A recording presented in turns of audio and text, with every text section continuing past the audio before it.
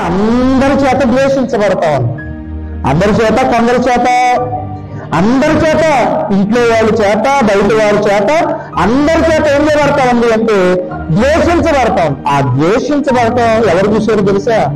అది కొన్ని సందర్భాలు మనం బాధపడతా ఉంటాం. ఏంటి అందరు ఇట్లా అంటున్నారు, నన్ను ఇట్లా తక్కువ చేస్తున్నారేంటి, ఇట్లా చులకం చేస్తున్నారేంటి, ఇట్లా అవమానపరుస్తున్నారేంటి, నేను వాళ్ళని ఎంత నమ్మాను, నేను వాళ్ళకి ఎంత రెస్పెక్ట్ ఇస్తున్నాను, నేను వాళ్ళకి ఎంత విలువ ఇస్తున్నాను, అయినా నన్ను ఏం చేస్తున్నారు, చులకం చేస్తున్నారు, తక్కువ చేస్తున్నారు అనుకుంటాం. అమ్మ చులకం చేస్తే ప్రియమైన దేవుని బిడ్డలు సంతోషపడదాం.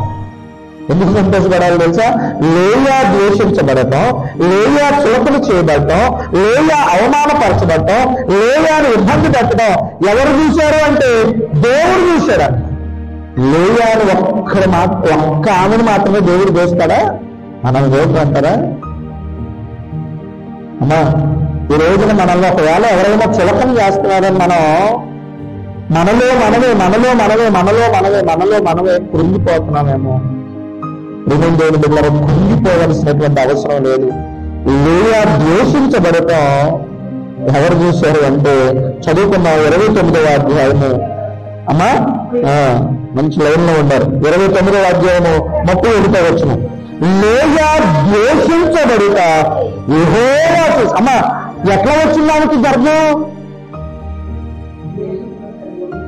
అమ్మా ద్వేషించిందని కూడా నా కళ్ళకి జబ్బు అయితే నేనేం చేస్తాను?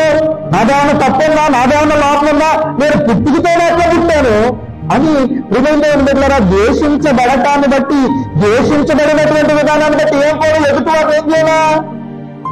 ద్వేషించిన మౌనంగా భరించింది. ఏం చేసింది?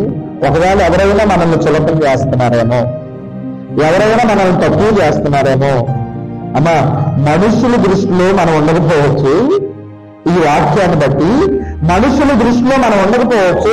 మనుషుల దృష్టిలో అల్పమైనటువంటి వారంగా ఉండొచ్చు, మనుషుల దృష్టిలో స్వల్పమైనటువంటి వారంగా ఉండొచ్చు, మనుషుల దృష్టిలో లెక్కలేనటువంటి వారంగా మనం ఉండొచ్చు. లేదా మనుషుల దృష్టిలో లేదండి, భర్త దృష్టిలో లేదు, చెల్లి దృష్టిలో లేదు, తండ్రి దృష్టిలో లేదు, లేదా అక్కడ ఉన్నటువంటి వారు ఎవరి దృష్టిలో లేదు.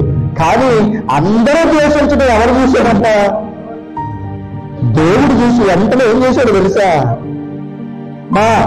దేవుడు చూసి వెంటనే ఏం చేశాడు అంటే గర్భాన్ని వేశాడంట. ఒక్కళ్ళు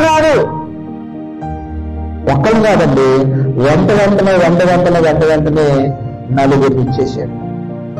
ఎంతమంది ఇచ్చాడు? నలుగురు. చూసా ద్వేషించబడటంలో ఎంత ఆశీర్వాదం ఉందో. కానీ ఒక విషయాన్ని మనం ఎప్పుడు జ్ఞాపకం చేసుకోవాలి.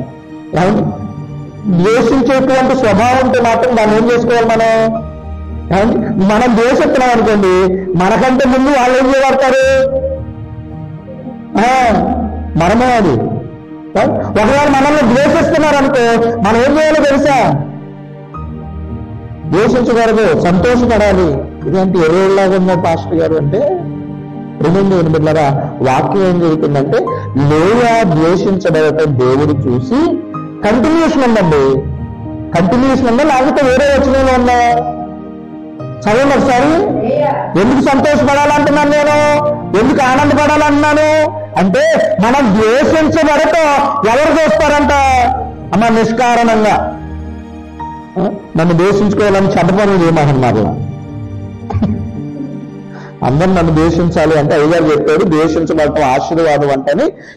వెళ్ళేటప్పుడే ప్రియమైన దేవుని బిడ్డలారా, జనార్దన్ గారు పాపాడాననుకో, జనార్దన్ నన్ను ఏం చేస్తాడని ద్వేషిస్తాడని పాపాడాననుకో, నాగరాజు గారి మీద పాపాడాననుకో, అంగబాబు మీద పాపాడాననుకో, రాజాన్న మీద పాపాడాననుకో. ఎందుకని? పాస్టర్ గారు చెప్పాడు ద్వేషించబడటం ఎవరికి వస్తారంట?